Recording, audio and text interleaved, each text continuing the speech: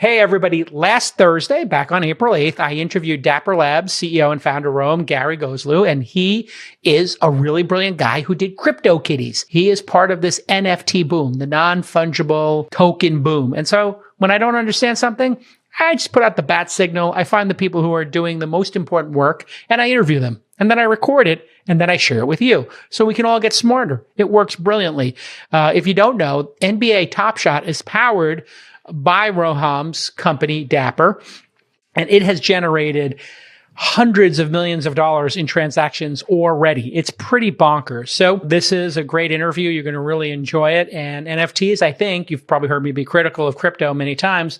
NFTs actually, I think, make a total amount of sense. If you have digital trading cards and people are buying weapons and mana in video games, why wouldn't you buy a one-of-a-kind dunk by LeBron James? What a great idea.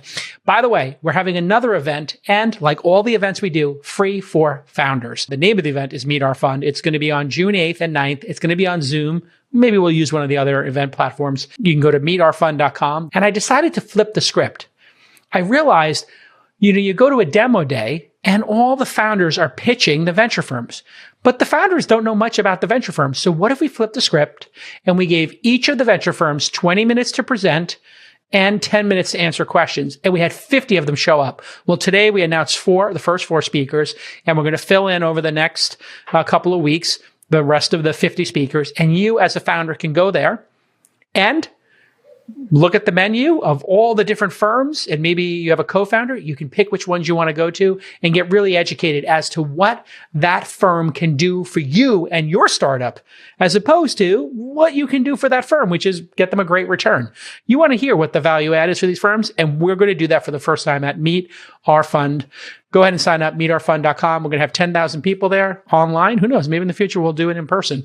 But for now, online, June 8th and 9th, and I hope to see you there. This Week in Startups is brought to you by Vanta. Compliance and security shouldn't be a deal breaker for startups to win new business. Vanta makes it easy for companies to get a SOC 2 report fast. Twist listeners can get $1,000 off for a limited time at vanta.com/twist.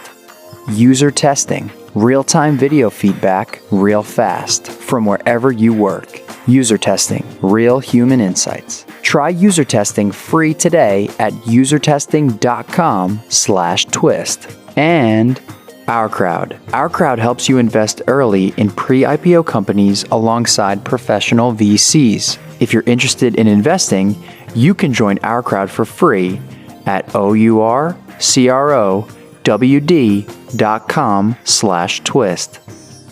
Really great to have Roham here. How are you, Roham? I'm doing great. How are you, Jason? I am well. Do us a favor. Let's pronounce your last name and let's just nail it so that everybody says it perfectly going forward. Roham is pretty easy, the first name, but give us your last name. Gharegozlou. Gharegozlou. Did I get it? That's right. I got it. Gharegozlou. It's not that hard. It's not too bad. It throws you off because it's a lot of letters, but well, Calacanis throws people off too. So Roham, tell us, when did you start Dapper Labs? Then when did CryptoKitties come out? And then when did Top Shot start? Because I just want to always like to get the overview from the founder of how they wound up here. Because everybody's looking at what's happening with Top Shot and just go, wow, the NBA, this is incredible. But this obviously is an overnight success. How many years in the making? Yeah, I mean, so we built CryptoKitties first before Dapper Labs. We built CryptoKitties as part of my last company, Axiom Zen. And Axiom Zen started playing around with crypto back in 2014, first trying to build stuff on top of Bitcoin. And you know, we always saw crypto or blockchain as more of an application platform than a database or a currency platform or whatever people were using it for. So we worked on that sort of non-fungible token standard over the summer 2017. Launched the CryptoKitties Alpha at ETH Waterloo, which became the first sort of ETH Global event, and sort of the kickoff of that series of events in October 2017. Launched the CryptoKitties product November 27th, 2017, and CryptoKitties, and then it sort of exploded within 24 hours. Basically, we saw a lot of kind of scalability issues, et cetera, and decided, hey, we need to bring more people around the table. We need some help. And so we brought on board Fred Wilson and Chris Dixon, formed Dapper Labs with their investment sort of the same day, on February 28th, 2018. The idea for CryptoKitties, I just want to pause there for a second. Where did you come up with the NFT standard? When did you first hear the word NFT? What's the origin of that? Because I hear people talking about NFTs all day long. A Clubhouse, I think they should just rename Clubhouse NFT and shoot your shot.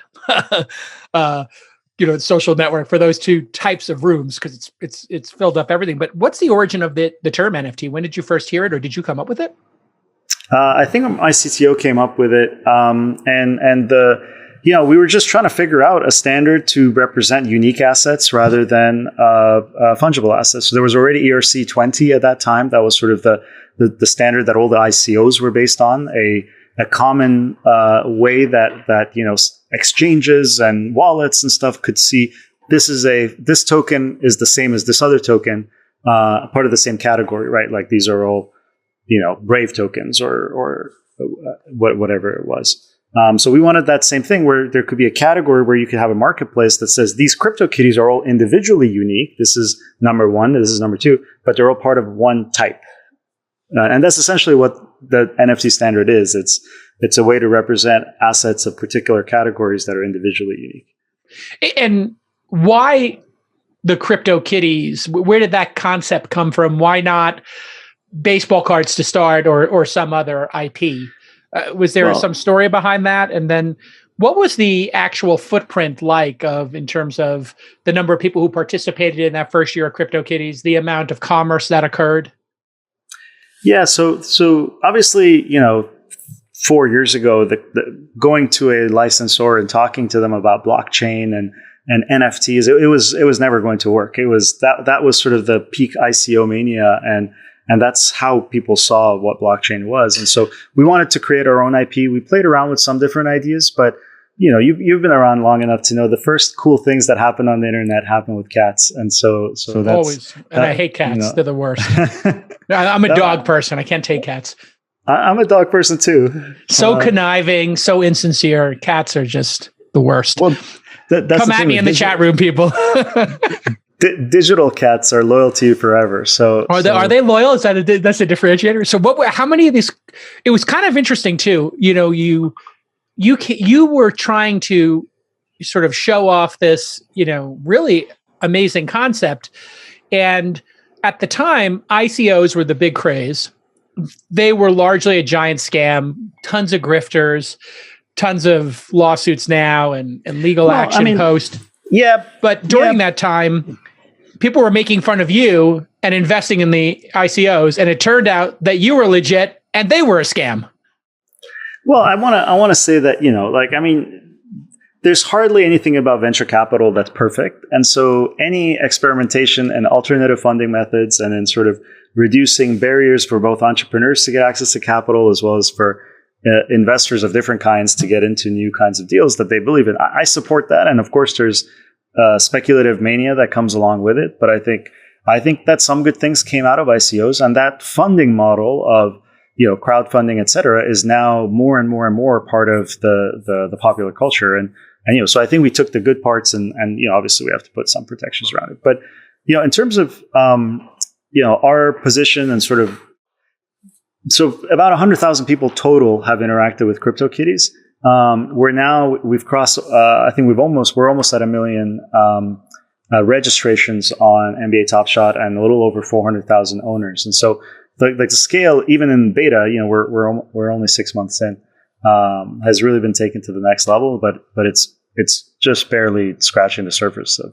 I think it's good to pause on the ICO stuff. As somebody who is part of the venture industrial complex and an angel investor, and who runs a syndicate, I was fascinated by the fact that there was so much pent up demand globally to participate in a range of levels, from $1 to, as we've seen, tens of millions of dollars in highly speculative projects. And, I think you framed it actually perfectly. You take the good with the bad. The bad is there's a ton of grifters out there. And if you take out all the regulation, all the friction and you just let people write a white paper with spelling errors in it and just these really stupid ideas that like the blockchain would displace Airbnb or Uber or Google. It just seemed dumb to me, frankly.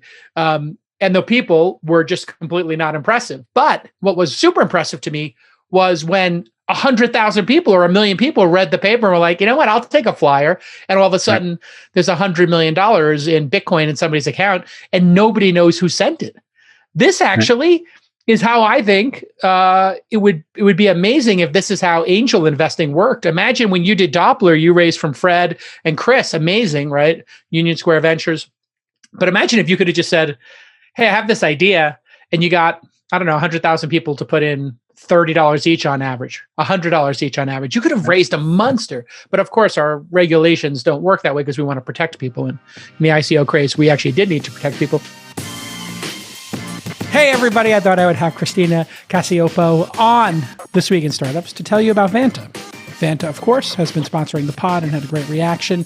And we're going to talk today just a little bit about what SOC 2 compliance is and why it's so important for SaaS products.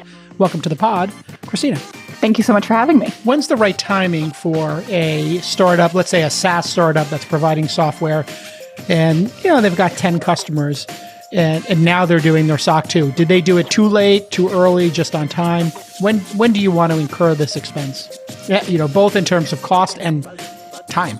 For sure. So like a lot of startup advice, the advice here is let your customers guide you.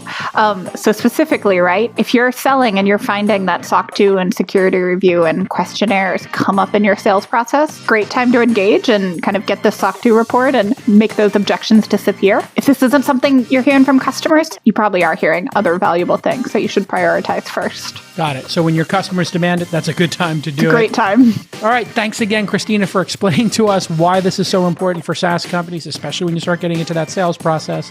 And you've been very generous. You're making a nice offer. If people go to vanta.com/twist, what are they going to get, Christina? They're going to get $1,000 off their Vanta subscription. And we're a big fan of Twist listeners. Oh, thanks. I know you had a great response from our listenership, and they always tell you they found you here. So thanks to our Twist army, and we'll see you all next time. Bye-bye. When you look at Top Shot now, tell me how that occurred. Was that all, how did you get the NBA to buy into that? I guess is the story I want to hear. Is when did you come up with that idea?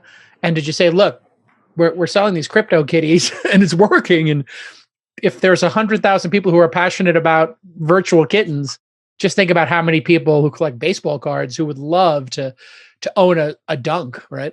How did it come about?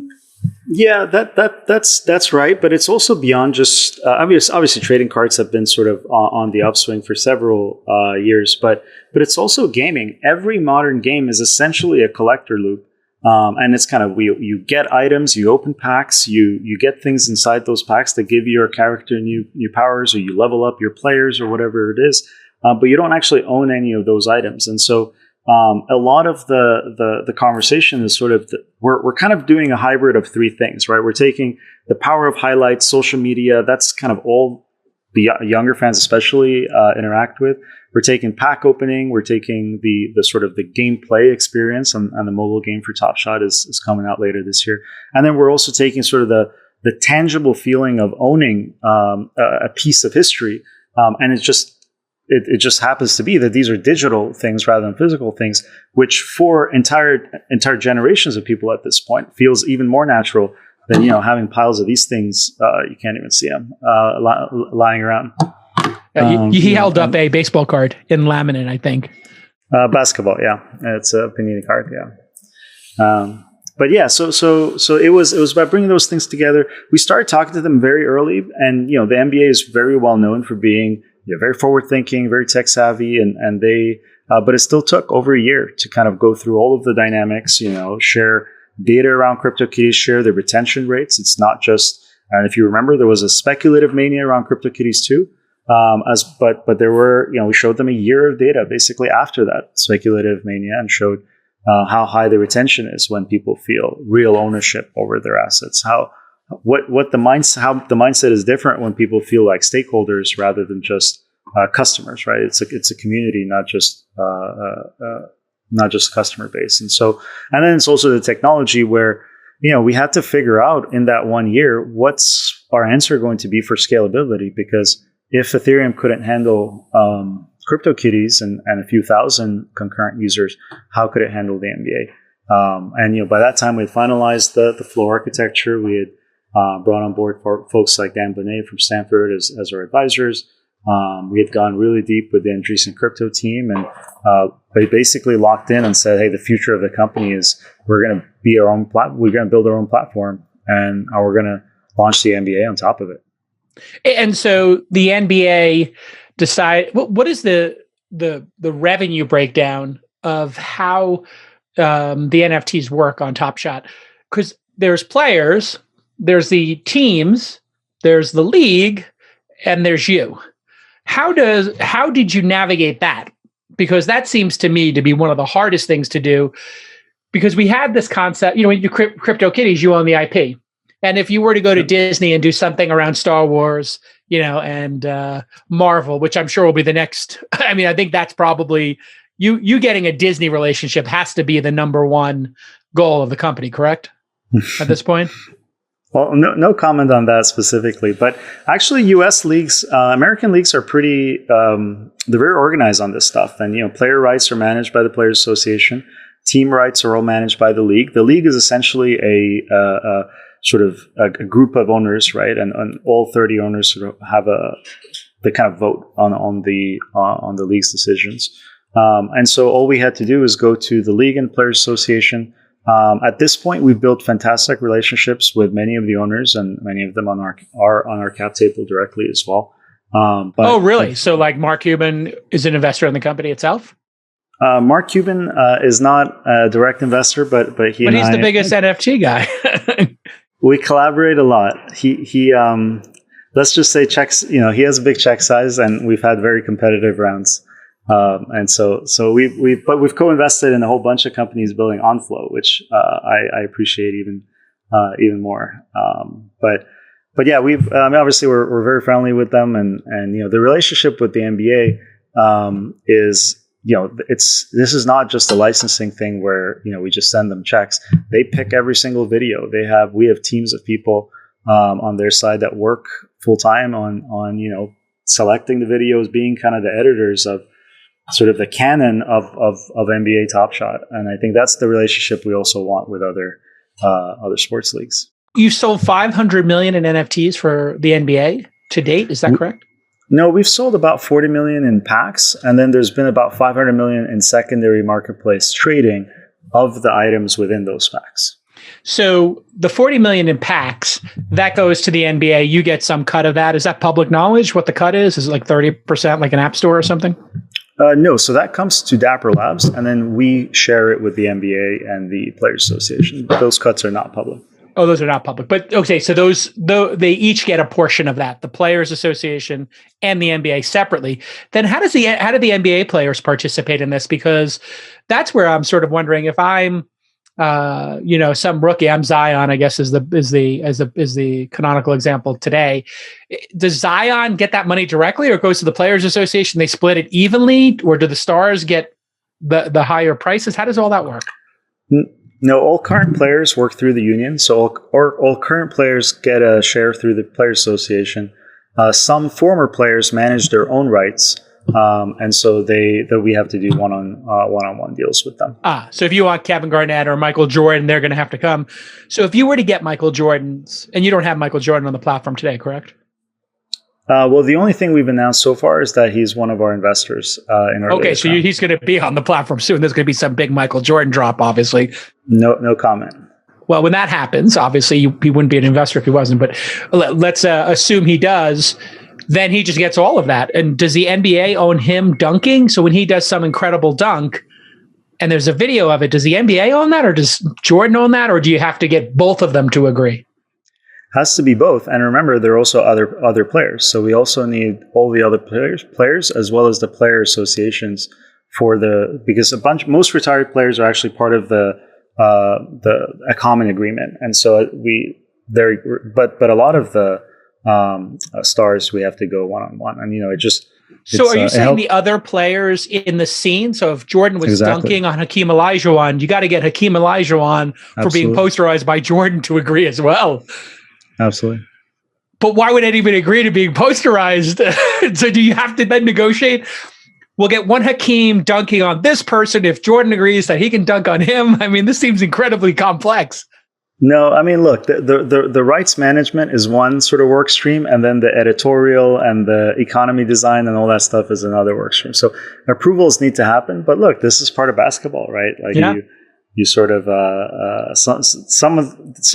there are very valiant attempts sometimes that don't go the right way, but still you got to give people respect for trying.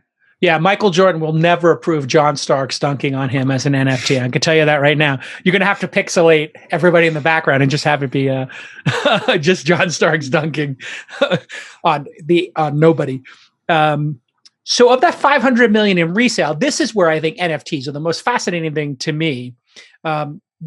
If I have like a beautiful signed poster of like a championship Knicks team from the 70s. Now, if I sell that, Clyde Frazier doesn't get anything. He doesn't even know I have it. He doesn't know I sold it. But with Top Shot, obviously every single time you know who bought it. Is there a percentage that goes back to the players on the resale? How does that all work in the NBA? Well, the marketplace fee is 5%, and then we share a portion of that with both the league and the Players Association again. And so if you sell a thing for $1, the fee is 5 cents. If you sell for $100, it's currently $5. I mean, in the long term, we'll figure out, frequent flyer points and things like that. But right now, that it's sort of a flat 5%. But it's not like in the Jordan example. If there was a Jordan dunk that was just sold for $1 million 10 years later, Jordan doesn't get 10% of that sale every time it turns over.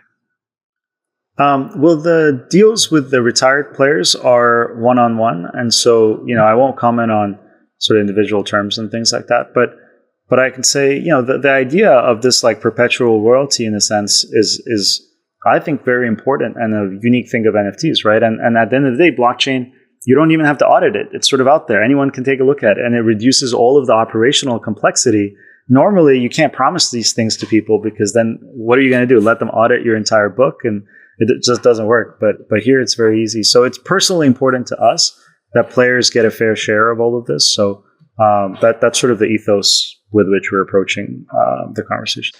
It's really interesting for the NBA specifically because you had all these players who played and built the league in the 60s, 70s, and 80s who really didn't get compensated the way that players, let's say from 2000 on did, or late 90s they started to get pretty big contracts, and the NBA became a global phenomenon sometime in the late 90s. With Jordan, Hakeem, and Patrick Ewing, and so when and building off of Magic Johnson and Larry Bird. So when those players get on here, this is a chance for them to actually have revenue that maybe they haven't seen in 20 years. They must be knocking your door down right now. Yeah, we're a lot of people are knocking our door down, and it's sort of a sorting through long-term thinkers, short-term thinkers. But absolutely, I mean, I think this is going to be amazing for those the really historic moments. We just wanted to start with most of Top Shot has been contemporary moments because we think that's kind of the sustainable bedrock that'll make sure Top Shot is a 100-year product, not just a sort of historical product. Are you launching a new product? Are you developing a new prototype? Are you rolling out a new campaign to promote your product? Well, UserTesting lets you see, hear, and talk to your customers to understand how they experience your brand, product, and services. Right? Are you doing user testing? Well, put yourself in your customer's shoes with real-time video feedback from UserTesting. The UserTesting Human Insight Platform, that's what they call it, allows you to target your exact audience and then ask them any question or give them a task to perform. It's a double-sided marketplace with brands on one side and users getting paid around $10 to run a test on the other side. Watch, listen, and observe these users react to your product, and then you can start to connect the dots and figure things out that you're going to spend hours debating in a chat room with your team what should happen. Stop debating and start iterating based on feedback from actual customers. Here's a testimonial from a brand called Chubbies. It's a men's casual apparel brand. You probably heard of it. And they gained incredible insights by asking their customers to explain very simple things. Why do you love our shorts? When did you wear them last? And asking for new product suggestions to guide the product roadmap. Stop the nonsense and start doing it right. And the way to do it right is to go to usertesting.com/twist. So go ahead and request your free trial at usertesting.com/twist. And you're going to get that fast human insight that you need to make more informed business decisions at scale. Let's talk a little bit about these initial NFTs that got sold. Which NFT in the Top Shot offering is currently trading at the highest price? What's the highest price paid for any individual one? A couple different LeBrons have been sold for over $200,000. That's the limit. I think 220, or the record, I should say. I think there's been a Zion also for 200,000. But most of them most sales above $100,000 are LeBron. But there's quite a few, Giannis, Zion, and others in there too. And so, if something sells for $200,000, you get a $10,000 market fee, and some portion of that gets split with the Players Union, the NBA, and yourself.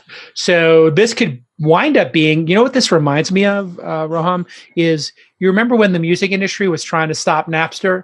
And then all of a sudden, Spotify, now they're getting these like giant royalty checks from Pandora and Spotify and everything. It's almost like we're kind of moving into this kind of space where maybe they didn't want digital assets online. They didn't even let us bring remember I don't know if you're old enough to remember this, Roham, but remember when they wouldn't let you take a picture at an NBA game? Like if you took out your camera at an NBA game, 20 security guards would carry you out of the place. Now they're like, use the hashtag when you do it. So society is definitely changing in that regard. Let's talk about the rights. I looked at the Beeple sale. I'm sure you watched that one, and that wasn't, you weren't involved in that one in any way. It wasn't on your platform or anything, correct? No, I mean we're friends with Mike and as well as with Metakoven, but not directly involved, just supporters. When you saw that, what was your reaction? I thought it was very cool. I mean, I'll sort of let Metakoven speak for himself, but I think there's, I think it's all about supporting the artists and knowing Mike, knowing Beeple, he's someone that's been working without a payday for years and years and years, right? Like he's just been creating digital art year after year, day after day, every single day, once a day, and connecting with his community, being himself. And he was the one that sort of kicked off this the sort of upswing in digital art and just getting people's attention on NFTs. I think he was really the first mainstream digital artist to jump into NFTs, and I think his spotlight is well deserved. And I think Metakoven's support of Beeple is amazing to see. That's I think it's super cool. Is that how you frame it in your mind? Because I think, as civilians who see this, even people from the art world, they might understand it a little bit better because they probably face the same criticism. Like, okay, that's just a piece of paper with art, with paint on it. My kid it's a black square or something, right? Yeah, people would be like, oh, my kid could have done that. In fact, there was a documentary, my kid could have drawn that. It was a pretty funny, interesting documentary. Do you ever see that one? I have not. Oh, it's worth watching. It's really bizarre. Like a group of, basically, I won't spoil it for you, but did this 8-year-old kid draw these beautiful, this beautiful art, or did their parents? Let's find out. But yeah, they face that same thing. But when you're looking at it, you don't look at it as an investment. You're primarily saying when you see something like that, people, hey, the artist was doing this for whatever, over 10 years, a painting a day, 5,000 images. This is more about supporting all of that effort. If you were to guess, in 10 years, will that trade for more or less than 70 million? If I had to guess, I would guess more. I think the value, and the reality is we have so many more dollars in the system that who knows in terms of purchasing power terms what that means. But in dollar terms, nominal terms, I think absolutely more. And with art, yes, I frame it as support for the artist. Of course, there's also speculation on the viability of that artist and on the long-term potential of that artist. But that's how I see art. Top Shot is different. I see Top Shot more like we see trading cards. And there are other kind of asset classes within NFTs that I think are different. CryptoPunks, they're very different. That's more of a sort of Bitcoin style, limited supply thing that doesn't really do much, but is limited supply and has a lot of sort of social meaning. So I think every category is different, but that's how I like to see digital art as primarily support for the artist, as well as a stake in that artist's future.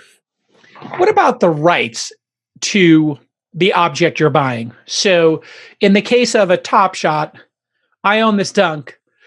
Can I play that on a looped video on a, I don't know, projector on the side of a building, or put it in my office, or could I commercially monetize it in any way? What are the rights what am I actually buying? What rights do I have in your terms of service when I have that LeBron dunk? Can I put it in a TV commercial and get paid a royalty for it? Can I monetize it in any way? Put it on a t-shirt? What can I do with it? I would think about it the same way as you would if you buy a LeBron rookie card.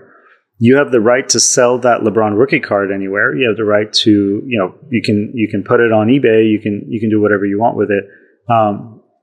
Resell. Right now with Top Shot there are some complexities, but what you can't do is use that photo of LeBron somewhere else and commercialize that. What you can't do is use LeBron's name or likeness to sort of promote your own product. Even we can't do that without working directly with LeBron and his team. So I think that's the distinction there. What we want ultimately, and what we believe NFTs need to be in order to sort of reach their full potential, is essentially a file format that lets you say, hey, I own this. And for that to mean you can put it anywhere on the internet, you can print it on infinite objects, physical frames for digital videos and things like that. And then you can see, hey, this person owns. You can put it on your Twitter and it's clear you own that thing. Your avatar picture is a verified NFT. That's sort of our vision of NFTs, where even the Web 2 platforms can very easily read, hey, this person is for sure the owner of this item. And so if the user cares about it, then it's sort of, you get a little star saying, hey, it's authentic. So with the NBA specifically, when you buy these, if it appreciates, great, you get that appreciation, and that has a historical, clear path, right? So everybody sort of assumes, hey, this occurred in the printed paper baseball cards and sports cards. So this will happen digitally. That makes sense to me, but you don't get any additional rights with these. So you're not able to take this and sell another 100 copies of it. You're not able to make t-shirts. But do you think that will exist in other NFTs? I'm curious. Yeah, for example, with CryptoKitties, if you have a CryptoKitty, you can commercialize it up to $100,000 a year. You can put it on a t-shirt, you can put it on mugs, you can put it in an advertisement. We want people who are making businesses out of it to contact us. You can't do something that hurts the value of other people's cats. That's sort of in terms of service, but niftylicense.org is and I think CryptoPunks, last I heard, they adopted the same thing, is you actually have full rights to the image and you can do whatever you want with it, even commercialize it up to $100,000. The only thing you can't do is sort of things that are illegal or sort of hurt the value of other people's. You can't send your CryptoKitty and go rob a bank with a CryptoKitty or something like that. You don't want your CryptoKitties involved in or adult entertainment or something, and that would damage the other CryptoKitties. So you can't have a racist Nazi CryptoKitty, no white supremacist CryptoKitties. Please don't have them storm the Capitol. It makes sense when you think about it. Like, probably don't want to have the CryptoKitties become white supremacists and storm the Capitol. But selling t-shirts, and has anybody actually done that and sold t-shirts and monetized it in some other way in the real world? And what was the result? Yeah, there's quite a few. Crypto Kaijus is probably one of the more famous ones. They made CryptoKitty stickers. They made physical figurines. That's a There used fascinating to- one, though. If you could make those, sorry to interrupt, but if you could make the physical manifestation of the CryptoKitties and then sell those, then buying a CryptoKitty and buying into it is almost like buying a McDonald's franchise in a way. It's almost as if, imagine if, you could individually own the Marvel characters in the Marvel universe, and every time they were used, which, well, now that I think about it, that was Marvel when it was an independent company's huge mistake / how they survived was they sold the rights to Spider-Man to Paramount and Fantastic Four to Fox, etc. Yeah, this is a little different given that there's 2 million kitties and you can breed your own, right? Like you can make that's like that was always the idea is you could make your own sort of stable of cats, do with them what you will. People were building CryptoKitties games and all these things. It's just the network that CryptoKitties is on today is not scalable. It costs $150 to breed your cats together. It costs, I think, still $20 to send a cat back and forth. Even it's just the gas fees are too high, and so I think all of this once CryptoKitties is on Flow, where NBA Top Shot is, you'll see an entire universe of creativity when people can do more with the content and those rights. Do you ever wish that you invested early in some of the best performing IPOs of 2019 and 2020? Well, OurCrowd investors did invest early in many of those awesome IPOs. With OurCrowd, accredited investors can invest directly and easily in startups early before they IPO or get bought. OurCrowd investors have benefited from companies IPOing like Beyond Meat and Lemonade.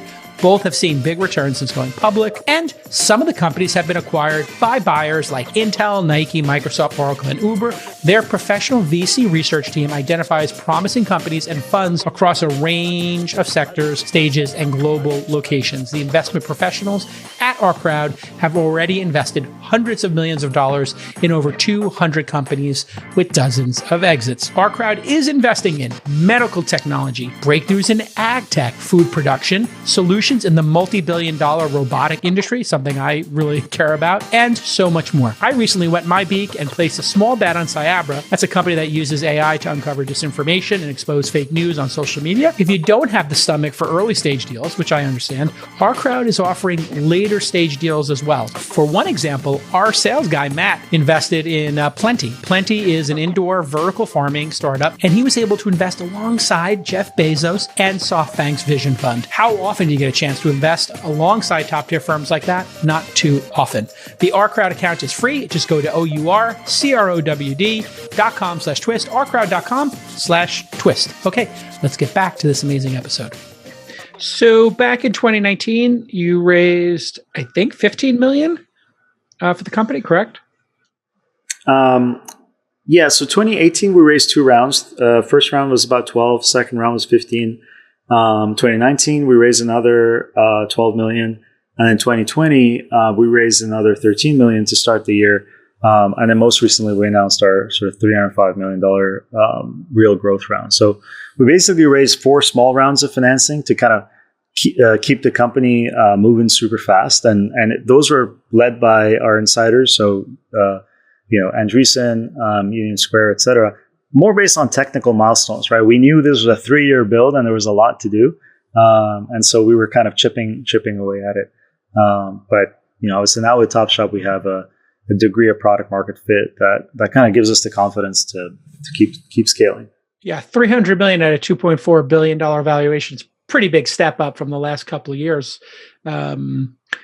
How do you plan on deploying that capital? And what are your thoughts on this incredibly hot market we're in? Because you're kind of overlapping, 2 or 3 different major trends, obviously crypto, and we're in an incredibly hot market right now for startups. And so these valuations are crazy, but you have had some real sales. So how do you think about the bubble we're in right now? It's clearly a very unique moment in our lifetimes with all the stimulus money being pumped into the market and people having all this discretionary income to invest in alternative assets. How do you think about that crazy bubble nature, you being at the forefront of it, like you were just surfing these $10 million investment rounds and then all of a sudden 300 million shows up? It's a 30 time bigger investment round while keeping this company stable, because we know that this kind of bubbly peak is not going to last forever. Yeah, look, I mean, I want to make clear our those previous rounds of financing were for a company with very limited revenues, whereas now we're profitable just based off NBA Top Shot alone, and we're not planning on using that money to we're not. We're planning on staying profitable, and the NBA Top Shot isn't even a complete product. The mobile game's coming out, et cetera. So in terms of sort of a forward-looking multiples on our revenue, that valuation is actually quite reasonable. And so I don't think I would take issue with us being sort of the despite the digital cats and whatever. We're quite a solid organization. That was sort of and by the way, that's sort of where I was going with the question is, it seems like you're taking a very responsible approach to this very peak moment, which is, hey, you're keeping the company profitable. Most people would say, yeah, spend more money, but you're actually taking a very methodical approach to this for some reason. What is that reason? Well, I mean, I think we're still very early. There's the expectations are very high.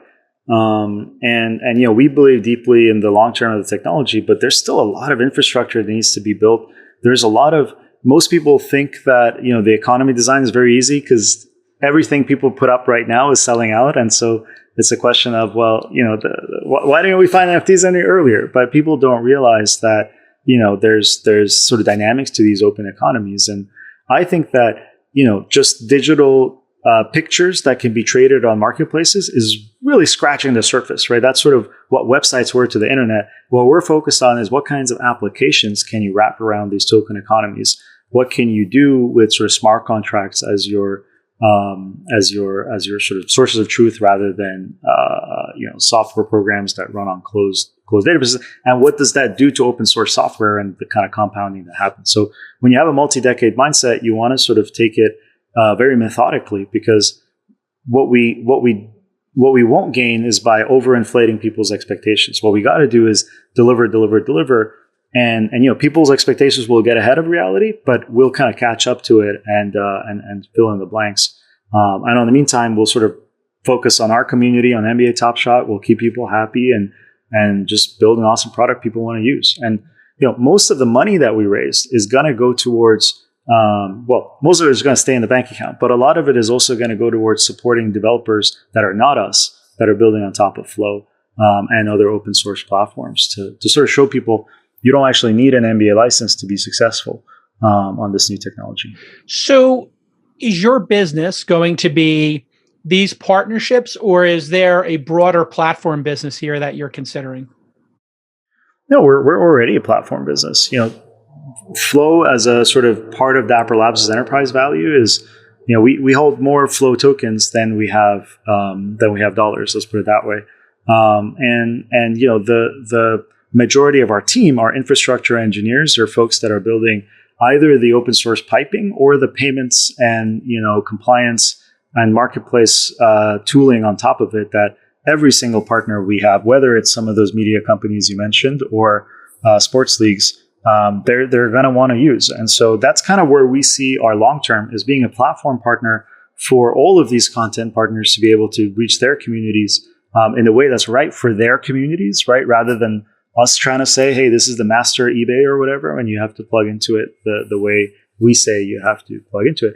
But then we want to build flagship applications, right? A thing that keep NBA Top Shot as sort of that light, the beacon of light of, look, this is what you can do with NFT technology. And, with Top Shot, I think we're scratching the surface. So that's what we want to stay focused on. Let's unpack that open source piece. You're very committed to open source. By being committed to open source, that means anybody can create a CryptoKitties competitor, correct? Or a Top Shot competitor, or tools around it, correct? Well, the difference I would make is, open source means the code is open, but most of the open source on the internet pre-blockchain has actually meant the data is closed, right? Like Facebook runs on open source software, but a developer can't just build on Facebook's data; it needs to use its APIs, etc. What blockchain allows is what we call open services or composability, where the data lives out in the open, and so anyone can build tooling on top of. Like there's 30 plus products on Top Shot, some of them venture funded, that take zero platform risk, right? We can't cut them off even if we wanted to. because of this sort of, it's both open source code as well as open data. And it allows these things to sort of compose on top of each other. So that's what I think is unstoppable in terms of the value blockchain can bring to people. So this is a fascinating observation, I think. When you had open source, I could take WordPress and I could go compete with Matt Mullenweg and make my own WordPress, and we both use the same software, but I don't have all the comments and all the blog posts that he has. But in your case, all of the NFTs are on that public blockchain. So does that mean I could create, or I could, as an investor, back a Top Shot aftermarket and then say, instead of 5%, we're just going to charge 1%? Or is that 5% then transferable over to my competitive, Top Shot cafe, just to come up with a name for it? Or obviously I wouldn't actually be able to use Top Shot because that's your IP, but I could say I'm going to have a digital trading card NFT website, and it supports Top Shot NFTs. Is that possible for me? Yeah, technologically speaking, that's possible. But yeah, legal rights and IP, kind of the battle is fought different parts of the stack. But the reality is, for the customer, they can take their items anywhere they want. And for the MBA, they can choose to give their rights to whoever they want. So the power goes away from sort of the digital platform in the middle, which is where today, vast majority of the NASDAQ is 5 companies, right? And it goes towards the creator and the customer, the people that arguably, in my view, are actually creating the value, right, in any of these digital networks. Does that mean you're risking your entire enterprise? Our enterprise wouldn't exist if we hadn't done that, right? Like if we weren't able to convince the MBA that, hey, this is better for you, they would have never given us their highlights. If we weren't able to convince the customer, hey, this is better for you, they would have never have bought the thing for $200,000, right? So we built a multi-billion-dollar company on the idea that we will make the world a better place by giving both the content creator, the IP owner, and the customer what they want. And, is our business going to be as big as Facebook's? Maybe, maybe not. Because, as every wave of new technology, there's new ways of competing, right? And new things that can create defensibility. But we don't think lock-in should be defensibility. That's the core thing, is we don't think monopolies should be built around data that actually belongs to the people that are creating it. That is fascinating. When the VCs who invested in you, do they actually understand this concept?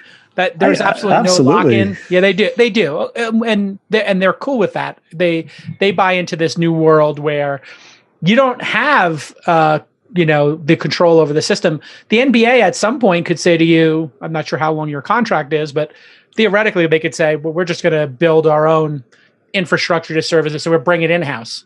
And so, is based on your previous answer, is that part of the sales pitch to the NBA? Is, hey, listen, you could start with us, but if we're not performing, you could always take this in-house at some point. That's always the reality with open ecosystems, right? And I remember our first board meeting, it was like, guys, we're building the internet, not AOL. Are we cool with that? Like, that's the future vision of, and back then we weren't building Flow. We were just building on top of Ethereum. But the concept was, we're not trying to build walled networks. We might have to create controlled environments, right? NBA Top Shot is a very controlled environment.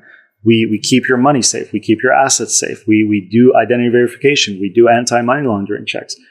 It's kind of like that AOL bubble, but it's based on open protocols. And so when the world is ready, just peel all that back. Let the user manage their own keys if they want to. Let them use a Ledger wallet if they want to. But that's all both architecturally possible as well as on the roadmap. It's just a matter of, when will the average fan care? How many of the super fans care?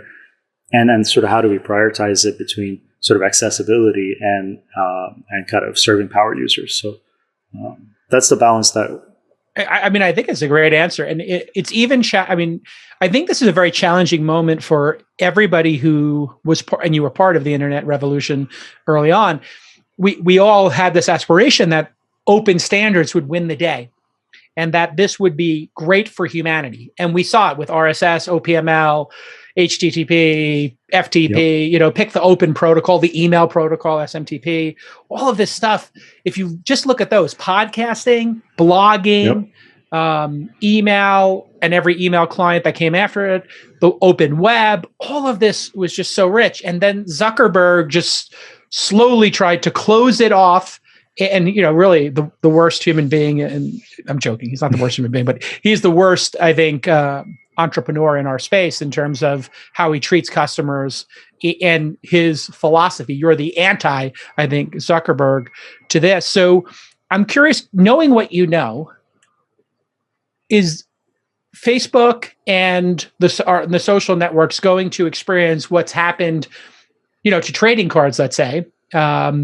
Are they going to face that eventually? Because I keep getting pitched every couple of years, 3 or 4 times, somebody's got a decentralized version of Facebook, Twitter, Mastodon, whatever, decentralized version of Reddit, decentralized version of Twitter, and it never, ever happens. But you figured out how to actually make it happen and make it easy for consumers.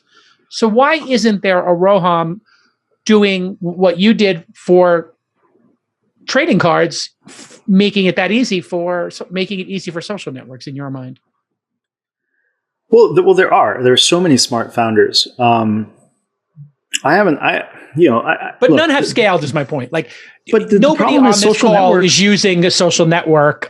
Nobody's using a distributed social network here every day. If they are, it's probably some weird edge case. This is a problem. Social networks don't have a good single player experience. They require you to port your existing social network. It's most of the people trying to do Twitter or Facebook, it's sort of, they don't think about, starting a net new community. They try to kind of BitCloud, et cetera. It looks exactly like Twitter, instead of saying, well, let's start with niche communities and grow from there, like Clubhouse did, or like others Web 2 social media companies do. But at the end of the day, social media requires lower friction to get in than a product like TopShot. A product like TopShot is a paid product. That by itself is such a high friction that it filters out the late adopters, right? Late adopters need free to play.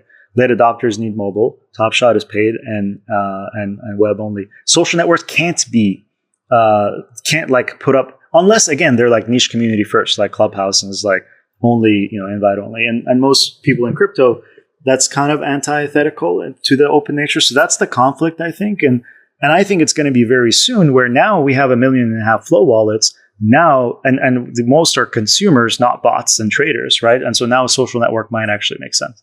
And you start kind of the ball is rolling, but you need crypto wallet penetration, just like you needed internet penetration for social networks to make sense, right? Like the reason they worked on college campuses because everyone's got a computer in their bedroom. And so you're kind of guaranteed connectivity or penetration. You think it's coming? 5 years, 10 years? 6 to 12 months. Because it's all software. You think there'll be somebody who makes oh, really? Who do you think is leading that? Are there open source projects that you're tracking? And do you have any interest in doing this? I have a huge interest in supporting others to do it. We have our hands full at the current moment. And nobody's figured out the right kind of patterns yet, right? The problem is that Jesse Walden put this really well. Most growth in crypto is very tumorous, and people haven't figured out how to prevent that tumorous growth. Everyone gets really excited about it, but it almost always sort of takes the wind out from the company or the product that experiences because it's too fast. And so we've I mean, even with TopShot, we exploded 20x in a month, and now we're scrambling to kind of catch up. I think we're doing a great job, and we're getting our foot under us, but it's a lot of growth, and it's hard to manage. Yeah. Well, I mean, listen, you've done an amazing job, and you've been very generous with your time. We'll do a quick lightning round of questions from the audience. Apologies that there's so many questions here, but that we're not going to get to. Pookie Anderson asks, why not make an NFT of blue chip art? Couldn't the owner of a Van Gogh, for example, make an NFT of one? Great question. Yeah, you absolutely can. I mean, remember, anytime there's a digital physical barrier, you have a trust. You need a trusted party, because the blockchain is it's not yet an artificial intelligence that can sort of deem a thing outside of itself as sort of real or not. And so, as long as you have a trusted party like a Sotheby's or Christie's or some sort of custodian that says, yes, this is a real thing and this NFT is associated with it, and either they then hold custody over the physical thing, or there's some sort of like physical audit. Like, that's the complexity with the physical world, and why we started with digital cats, is you sort of self-contained. David Kane asks, do you see any VR, AR opportunities here? I mean, are are we going to be interacting and doing 3D worlds with these assets? So after trying to build apps on Bitcoin, we got really deep into Google Glass, and we're one of the first developers on Magic Leap and all these things. And absolutely, that was the realization of, wow, the metaverse is going to come, whether it's 2 years or 5 years or 20 years, and Facebook should not own all of it. We as customers need to have some sort of say. And so, obviously Bitcoin as a natural sort of payment method, to us back then. But then how do you deal with sort of physical ownership? So 100%. And, that's why Top Shots aren't videos, they're Unity objects. And so, they're already kind of future proof in the AR VR sense. So that's the tell. You hired Unity executives and Disney executives to work at the company, correct? We have an ex-Unity SVP. I don't know if we have Disney, but we've got an amazing team. According to my sources, you do. You got some Disney people and you got some Unity people, but the Unity is the tell, right? I mean, you're building these objects in Unity means they could easily drop into the metaverse at any point in time. And it's interesting. I think you just sort of tipped your cards as well that you're actually concerned that Zuckerberg has the stranglehold on VR and AR that he has on social networks. That is an actual existential concern you have for humanity, correct? Yeah. I mean, remember, this was also back in sort of 2015, 2016. I think Facebook has their hold on the sort of social sphere has reduced to a certain extent. And they've also taken directions to show that, maybe they are going to move in the direction of open platforms in certain ways. So it's less of an existential threat. I'm optimistic. I'm always an optimist. I am. I tend to judge people by their actions. I think his actions haven't gotten any better. And so I just look at the track record. I don't think he'll ever share revenue with users. I don't think he'll ever be magnanimous about the data. And he screwed over every partner he ever had. Any content company, any video game company, anybody who built pages got screwed by Zuckerberg.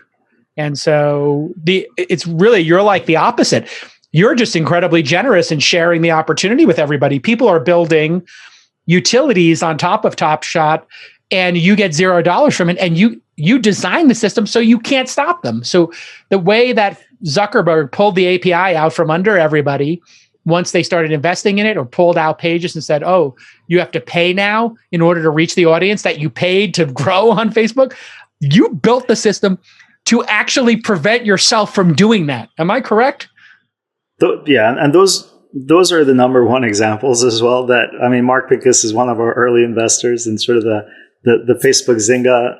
Yeah, it's and then brands like the NBA, right? You give all your content for free to a platform, and you sort of grow a huge community, and now you have to pay to reach your own community that you helped grow. It doesn't seem right. And for a fan, you're sitting there saying like, wait a second, why can't they send me the thing they want to send me, right? Like I love the NBA. Why am I being served ads about, razor blades? So dumb. Yeah. I think it's sort of like, I think Princess Leia said to either Darth Vader or whatever that general's name was, like, the tighter you squeeze, the more galaxies will slip through your fingers. I'm butchering the quote, but I think that's Zuckerberg's Achilles heel, is that he's just squeezed too much out of his partners and the customers, and they have zero loyalty to them at this point.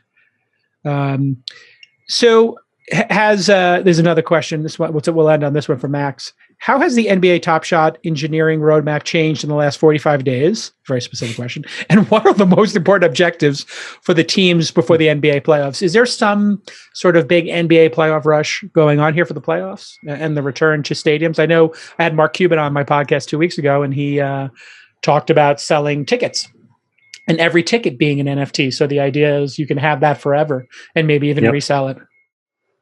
Right. Yeah, look, like, I'm not going to reveal anything sort of super secret, as is my habit. Well, the past 45 days, actually, the only thing we've been focused on is reliability, infrastructure, and security. Everything's basically, all marketing's been off. It's been all hands on deck. And did the system break at some point? Did the system get overwhelmed or break at some point due to all the interest? Yeah. I mean, everything except the blockchain. Basically, we got DDoS at the top of the layer. We have, sneaker bots trying to scoop everything. And so we sort of have to harden basically every every aspect of it. But the good news is this is what, Nike and Shopify and other companies have a lot of expertise in. So we've locked down all those systems, and in the next 45 days, we're going to switch everything back on. But I'm sensitive to revealing market shifting information, so I'll pause there. All right. Listen, Roham, you've been amazing as a guest. Congratulations on your amazing success. Another 8 years overnight success in the making. Yeah, it's just great and it's so funny, like how as a founder you can go from being like a punchline of a joke to being the absolute belle of the ball.